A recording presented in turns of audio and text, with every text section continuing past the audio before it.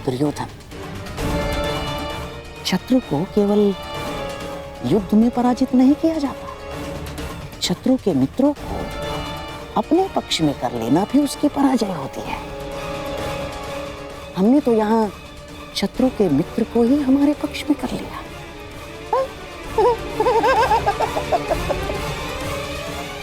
अब द्वारका और हस्तिनापुर संबंधी हो गए हैं। अब मुझे किसी युद्ध की चिंता नहीं ना।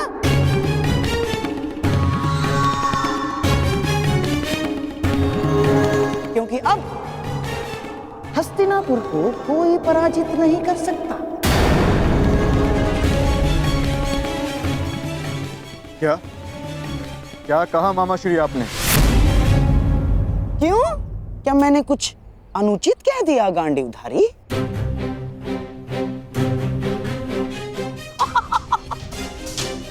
वासुदेव, आप ही बताइए ना, जब एक पुत्र अपने पिता का संचित राज्य भोग सकता है, तो क्या पिता अपने पुत्र के कर्मों का फल नहीं भोग सकता? वासुदेव,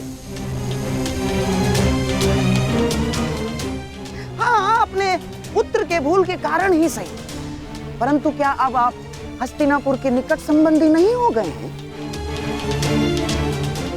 हमारे परिवार में सम्मिलित नहीं हो गए हैं आप? बताइए ही नहीं। मत भूलिए मामाश्री, द्वारका का संबंध आपसे पूर्ण हमसे है। माता कुंती वासुदेव की भुआ लगती हैं और वासुदेव की बहन सुभद्रा से मेरा विवाह हो चुका है। इसलिए द्वारिका आपका नहीं, हमारा समर्थन करेगा। तुम्हारा समर्थन करेगा नहीं अर्जुन, तुम्हारा समर्थन करता।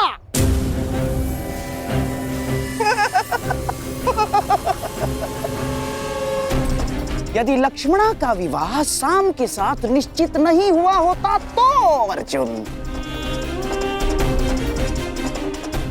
परंतु अब द्वारका केवल और केवल हस्तिनापुर का साथ देगा, क्योंकि एक राज्य दो पक्षों का समर्थन नहीं कर सकता। अर्जुन, अपनी जीवा पर वश रखो गांधार राज। अपनी जीवा को वश में रखो गांधार राज। इतने क्रोधित क्यों हो रहे हो भीम? कोई आवश्यकता नहीं है। क्रोध तुम्हारी प्रकृति के लिए अच्छा नहीं है। अरे, तुम्हारे भतीजे का विवाह है, खाओ पियो आनंद मनाओ। और रही बात समर्थन की, तो द्वारका किसे समर्थन देगा, किसे नहीं, ये हम स्वयं द्वारका पर ही छोड़ देते।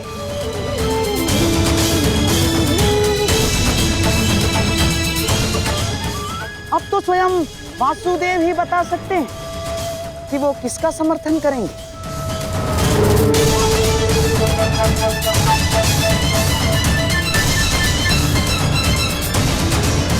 बताइए द्वारकाधीश। द्वारका निष्पक्ष रहेगा। दोनों पक्ष में से द्वारका किसी का भी समर्थन नहीं करेगा।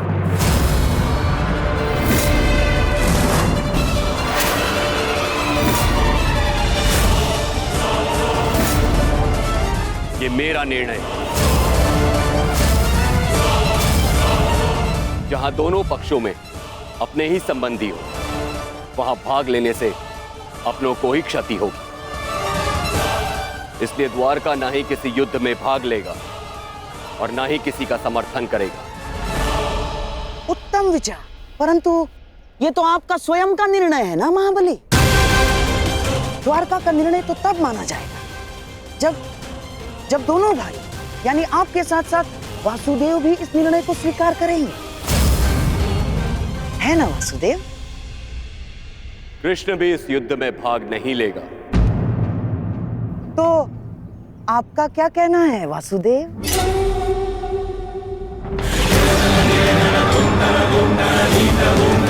मैं दाऊ से अलग कहाँ हूँ गांधार राज? जो दाऊ की आज्ञा वही मेरी भी इच्छा।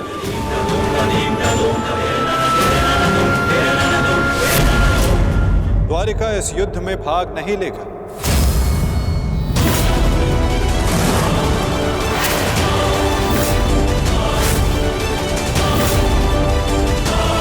द्वारिका इस युद्ध में भाग नहीं लेगा। ना दाऊ और ना ही मैं।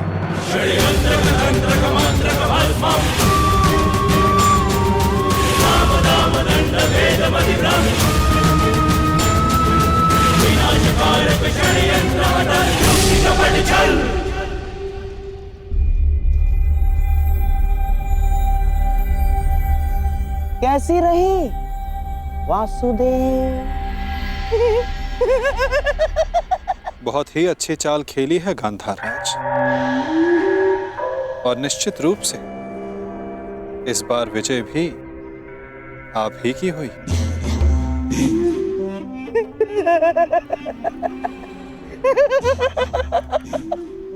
अब तो मैं अकेला नहीं जो इस युद्ध से दूर रहूंगा। अब तो आप भी इस युद्ध में भाग नहीं ले पाएंगे वासुदेव। हमारे पास अब बहुत समय है खेल खेलने का, है ना वासुदेव? और हाँ, ये तो मैं भूल ही गया। अब हम संबंधी हो गए हैं वासुदेव, और कन्या पक्ष के लोग वर पक्ष को कुछ उपहार देते हैं, कुछ भेंट देते हैं। मैं आपको ऐसी भेंट दूंगा जो आपको समय बिताने के लिए काम आएगी वासुदेव।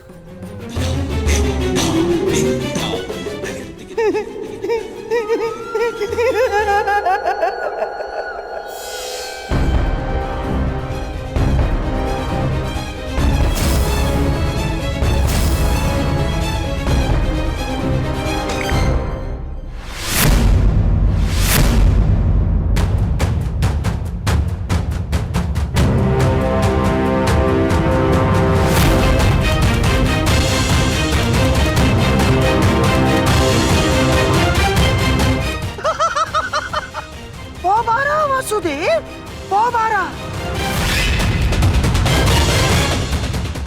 ये भेंट सदैव आपको अपनी पराजय स्मरण कराती रहेगी वासुदेव।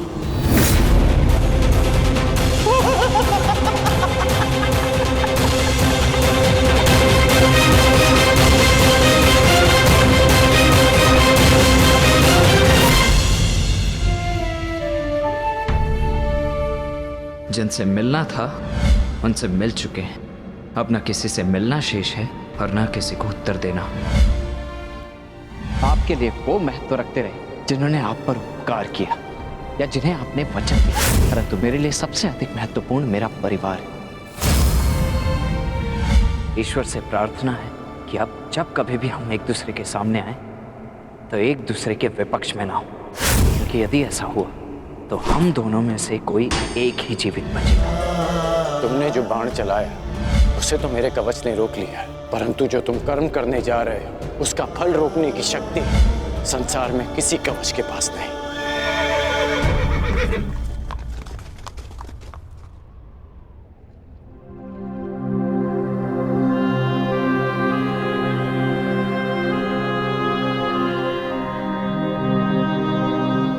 तुम यहाँ क्या कर रहे हो पुत्र? आज तुम्हें अपने मित्र के साथ होना चाहिए, उसके पास होना चाहिए। आज शाम का विवाह है, उसके जीवन का विशेष अवसर है, तुम्हें उसके समीप होना चाहिए पुत्र।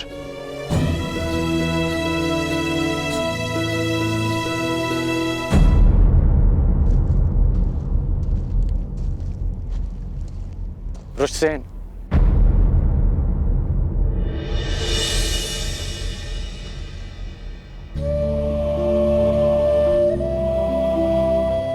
अपनी प्रतिक्रिया नहीं दी तुमने। मेरी ओर देखो पुत्र, मैं तुम्हारी मन की व्यथा, उसकी व्याकुलता को समझता हूं।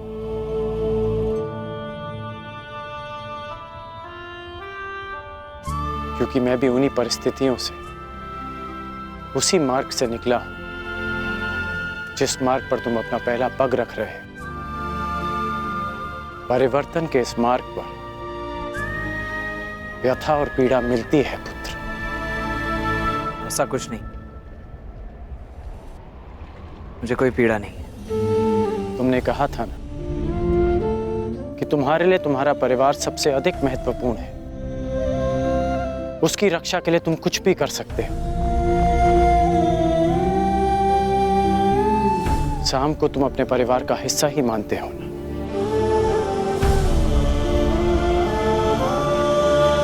इसलिए उसकी रक्षा के लिए तुमने अपने पिता पर वार किया।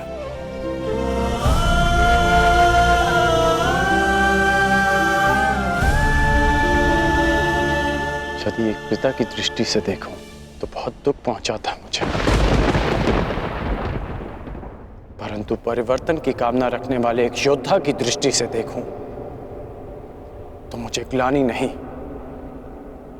गर्व है तुम पर।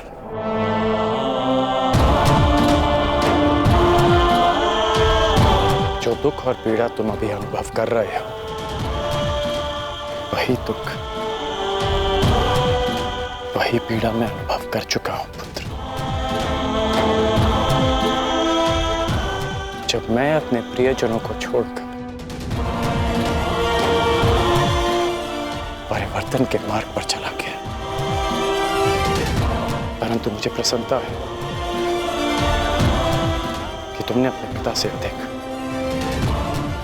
अपने कर्तव्य को महत्व दिया। मेरी तरह तुम भी अपने वचन के, अपने कर्तव्य के पक्ष में खड़े हो, परिवर्तन के पक्ष में खड़े हो। आज नहीं तो कल तुम अवश्य समझ जाओ कि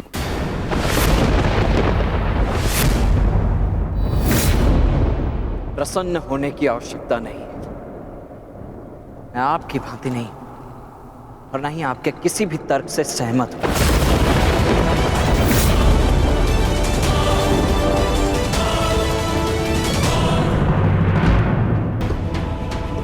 मैंने आज जो भी किया वो केवल अपने परिवार के लिए किया, परिवर्तन के लिए नहीं।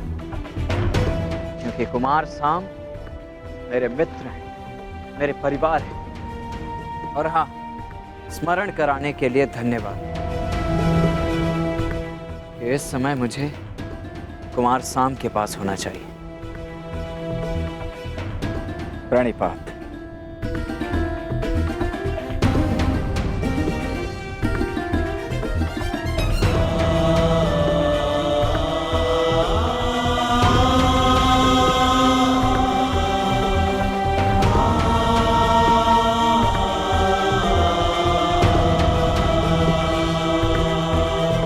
आज ना सही, परंतु एक दिन तुम अवश्य समझोगे कि तुम जाने अनजाने अपने पिता के मार्ग पर ही चल रहे हो। और जिस दिन तुम ये समझ जाओगे, उस दिन मुझे वो परिवर्तन मिल जाएगा जिसकी मैं जीवन भर साधना करते आया हूं।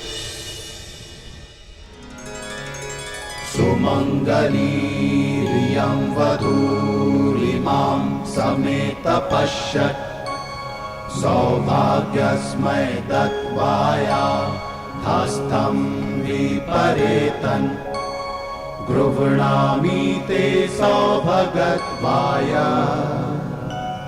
हस्तं मया पत्या जरादष्टे यथ सः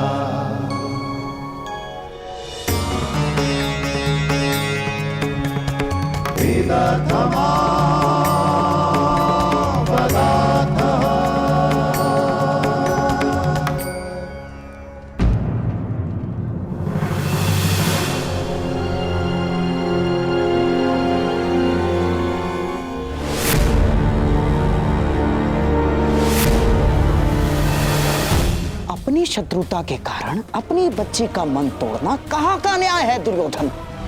हमारी बच्ची लक्ष्मणा को हमारे साथ ले जाना उचित होगा दुर्योधन। अब हमारे पास केवल एक ही मार्ग शेष है, लक्ष्मणा और शाम का विवाह।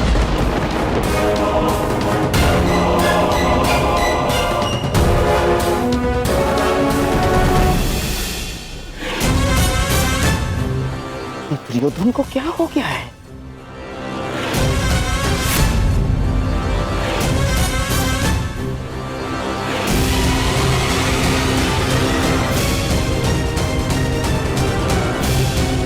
दास जरा सुनो।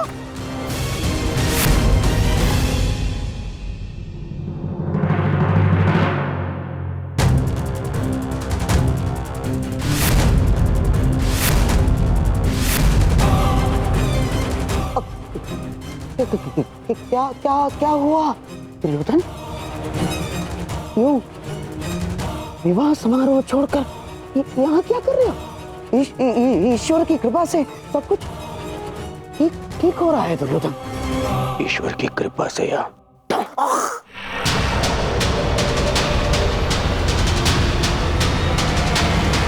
आपके छल से ममशई।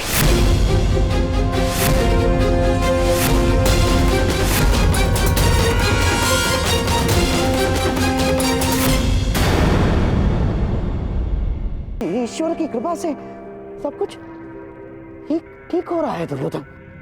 ईश्वर की कृपा से या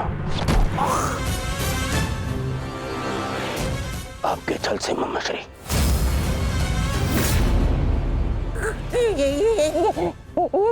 क्या कर रहे हो ये?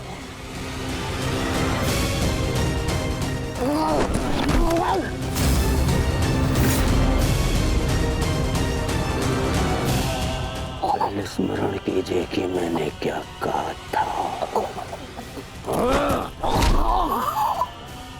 विराट पर प्रस्थान से पूर्व मैंने क्या कहा था ममश्री?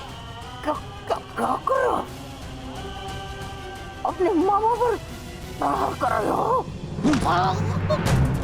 और जो आपने मेरे पुत्री के साथ में किया वो क्या था? मैंने कहा था कि मामा श्री मेरी पुत्री है, वो उसे अपने षड्यंत्र में सम्मिलित मत करना। स्मरण है। कहा था कि दुर्योधन की पुत्री है वो आपके चौसर का मेरू नहीं। स्मरण है।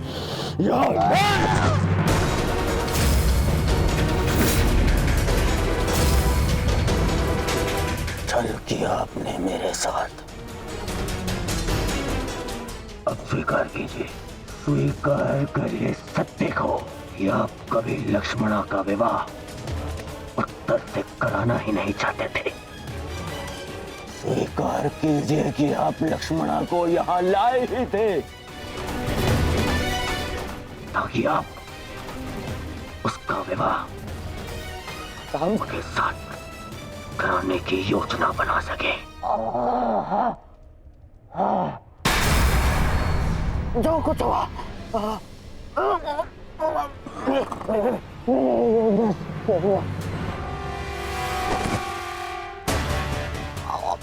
मरण तो क्यों? आपसे अच्छा कोई नहीं जानता कि मैं कृष्ण से कितनी घृणा करता हूँ। फिर भी आपने मेरी पुत्री का विवाह उस रणछोड़ के पुत्र से करवाने की योजना बनाई।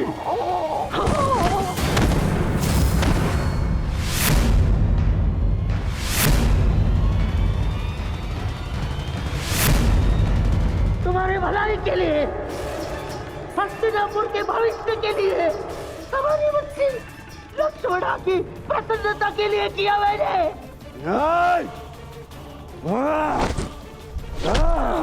बस मुझे बहुत ठेस पहुंची है दुर्योधन। जिस भांजे के लिए मैंने अपना राजपाट, अपनी प्रजा सबका त्याग करके यहाँ हस्तिनापुर में बैठ गया। इसे इतना अपना माना मैंने कि अपने संतान को भी भूल गया।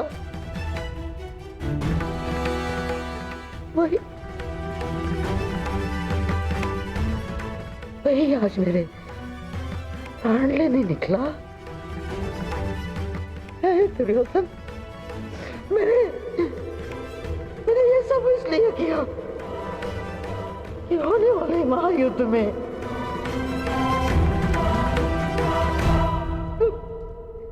तुम्हें कोई हानि ना हो।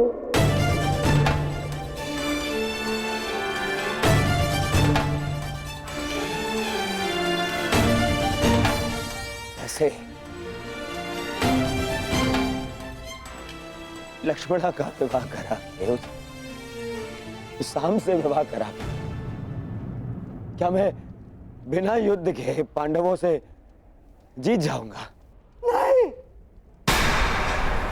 परंतु पांडवों की विजय के मार्ग में बाधा अवश्य आएगी, बाधा अवश्य आएगी।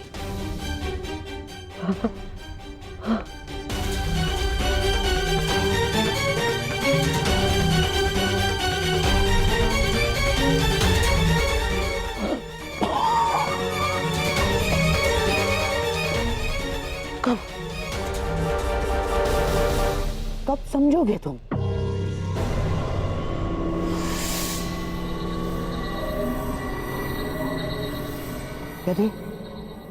यदि मैं ये ना करता तो कोई और करता, और लक्ष्मणा शाम की ही होकर रहती, क्योंकि शाम को उससे प्रेम है। यदि इस एक विवाह के कारण हमारे बच्चे लक्ष्मणा के जीवन में आनंद और तुम्हारे चरणों में विजय, तो क्या बुराई है? यदि मेरे भांजे और नातिन का भविष्य इस एक विवाह के कारण सुरक्षित है तो क्यों नहीं? देखा ना तुमने, वासुदेव यदि हमारा साथ नहीं देंगे तो उन पांडवों का भी नहीं। अब हमें बलराम समेत किसी भी यादव योद्धा का भय नहीं, और ना द्वारका की नारायणी सेना का। दुर्योधन, अब इस युद्ध में हस्तिनापुर की विजय निश्चित है, तो केवल इस विवाह के कारण।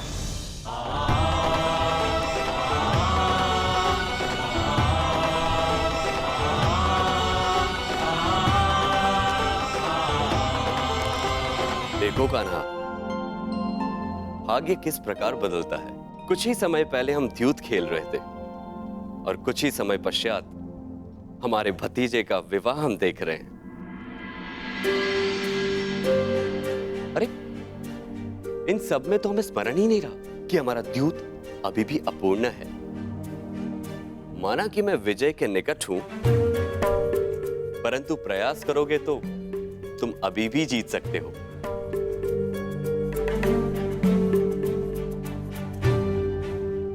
क्षमा चाहता हूं दाऊ, परंतु ये दाव भी मैं पूर्ण नहीं कर पाऊंगा। क्यों? क्या हुआ? चूंकि महायुद्ध की भांति हमारे दाव की स्थिति भी विकट है, और विकट स्थिति में भाग नहीं लेना चाहिए। इसका आदेश आपने ही मुझे दिया है ना दाऊ?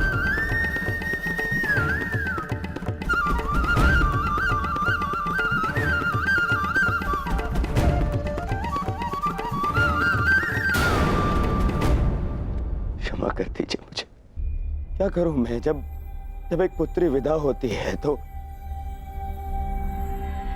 उसके पिता के आंखों में अश्रु होते हैं, परंतु मेरी इन आंखों में अश्रु है क्योंकि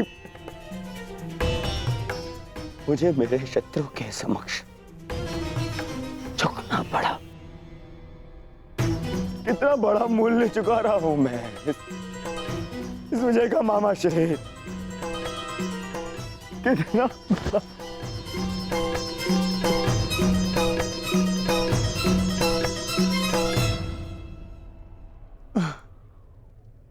संसार में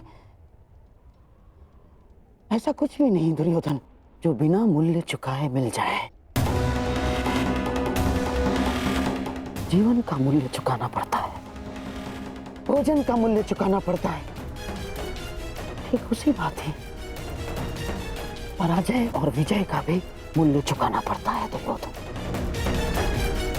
और